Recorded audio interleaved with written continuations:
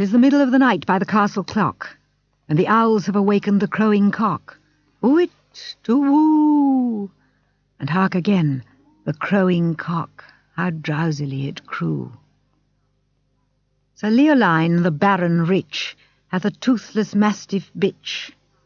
From her kennel beneath the rock she maketh answer to the clock, 4 for the quarters and 12 for the hour. Ever and aye by shine and shower, 16 short howls, not over loud. Some say she sees my lady's shroud. We begin in a confusion as the owls, the birds of night, intrude upon the mind of the cockerel, the bird of morning. The howling of the dog is regulated by the chiming of the castle clock, although some people say that Sir Leoline's mastiff bitch responds to the ghost of Christabel's mother. This is a world in which voices are altered, coerced, and stifled, and at times voices are heard by characters, but not by we readers. Christabel is one of Samuel Taylor Coleridge's narrative poems, which means poems that tell stories. It shares qualities in its verse form with the ballad tradition, although it doesn't use the traditional 4-line stanza of balladry. It's also a fragment or an unfinished work, and in my lectures I'm going to suggest that Coleridge, in what we have, more or less made Christabel unfinishable. Coleridge completed his main work on Christabel in the year 1800, and as some of you have heard me say at another time on another one of his poems, the work gained such a reputation in private recitation that eventually, years later in 1816, Byron pressured Coleridge to have the unfinished Christabel published for the first time. Christabel centres on a seduction by a femme fatale who calls herself Geraldine. Of course, there's no reason for us to believe that Geraldine is who she says she is. Parts 1 and 2, respectively, give us the before and after of that seduction. Part 1 happens by night, with Christabel seeming to rescue Geraldine, only to be seduced by her. Part 2 happens by day. Christabel is under a spell and is powerless to reveal what has transpired the night before, and can only watch helplessly as her father appears to fall under the enchantment of Geraldine.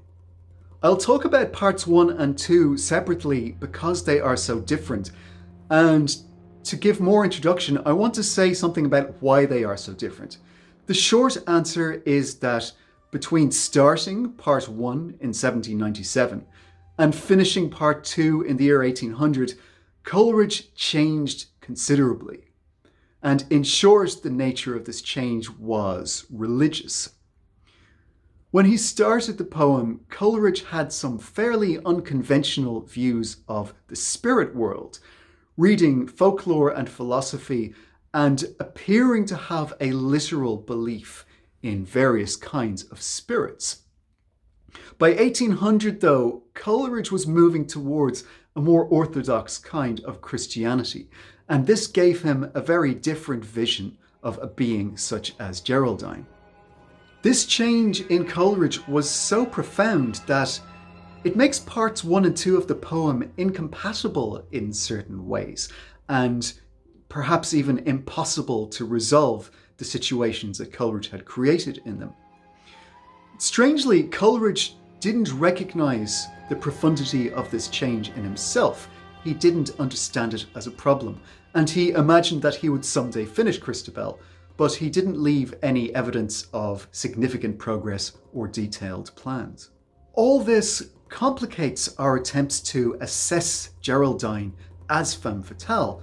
There's simply too much difference between the treatment of her in part 2 and part 1. In scholarship of the 20th century, it became fashionable to classify Geraldine as a vampire, which would make her the first vampire in English language literature. This doesn't mean we need to look for bloody fangs or for puncture marks on Christabel's neck. Geraldine could be a lamia, for instance, which is a type of vampire that drains the victim energetically And you might think in this light of the way that Geraldine has been rejuvenated in part 2 of the poem. 19th century readers, like the critic William Hazlitt, who was for a time a friend of Coleridge, understood Geraldine as a witch. But I'm not sure that Coleridge himself cared precisely about diagnosing Geraldine as one type of supernatural being or another. Coleridge described Geraldine only as a supernatural being with the stamp of the evil ones on her.